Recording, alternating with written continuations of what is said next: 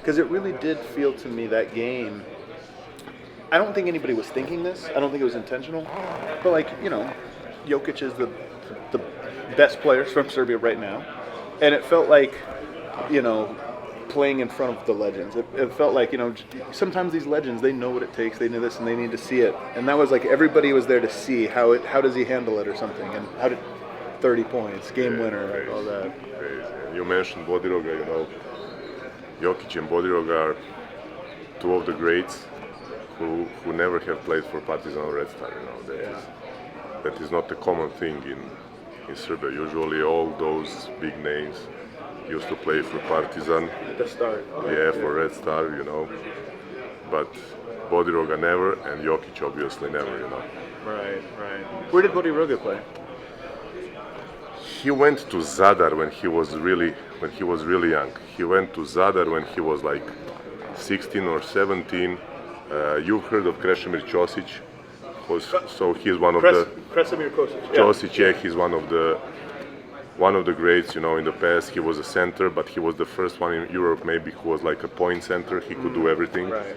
A little bit of everything, and he was his coach over there, and he put him in such a drill, from the early morning to the late evening, every single day, and he improved like a lot. Then he went to Italy, and Italy was by far the best international league at that time. It's the 90s, and he was 18 when he used to play for Milano, before that for Trieste, and he was like the best player over there. He was 18.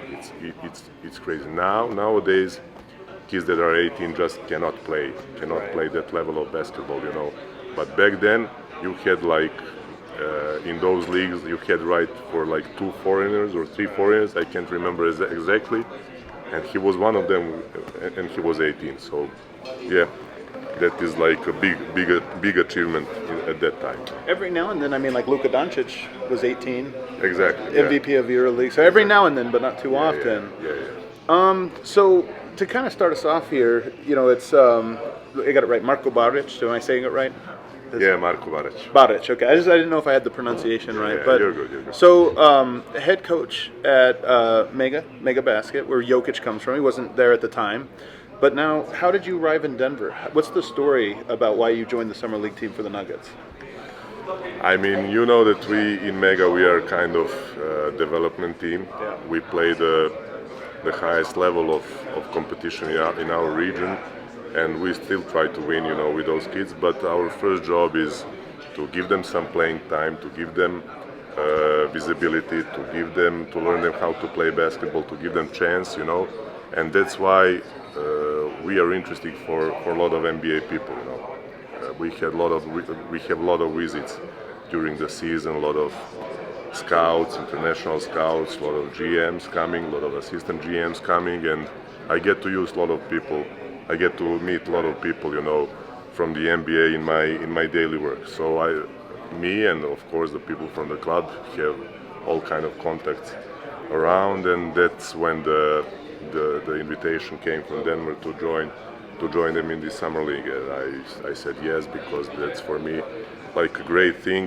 Back then it was a couple of months ago, you still were not the NBA champion, and back then I saw the belief in that team from Tommy and his ambition, and of course the franchise complete the wish to try to win it.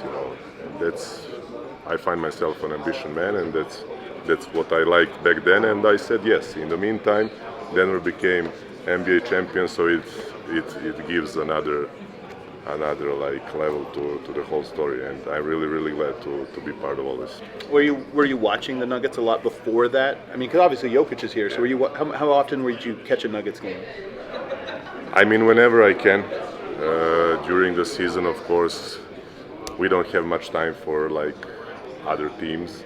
We have to watch a lot of our games, a lot of games of our opponents, to prepare those things. But obviously, everybody watches the NBA, and if I can choose the team from NBA to watch, it would always be the Nuggets. So whenever I had time, I watch some replays of course, later on when the playoffs started, whole Serbia was waking up in the middle of the night to watch the game. So, yeah, also I was doing that.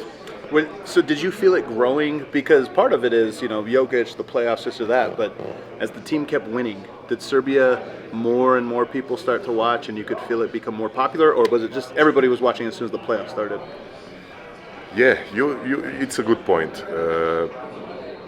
In the last couple of years, everybody likes the Nuggets, of course, because of Jokic. But we as a basketball country, we love basketball. Basketball is a big thing over there, but I think even more we like winning. We like winning. So you have a point. When Nuggets started to win, when like maybe somewhere around the New Year, when it became clear that they are number one in the West and that they will have good chance in the playoffs, I think more and more people jumped on that train. To keep watching, keep supporting, and that's about it.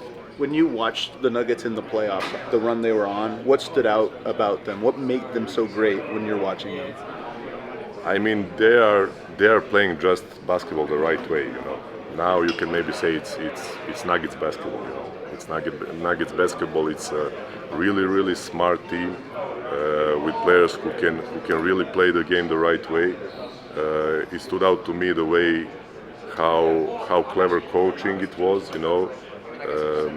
Going from, let's say, bigger rotation in the regular season to having the understanding that it's competitive games, that you gotta choose your guys. You have to play big minutes to your stars, and the thing that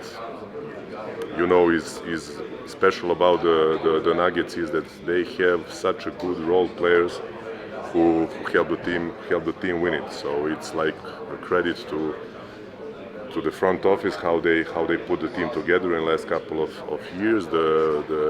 Some moves they made in the last summer. So it was all great. But when I came here and when I saw how serious the whole organization is, when I saw how good the coaching is, how everybody is working together.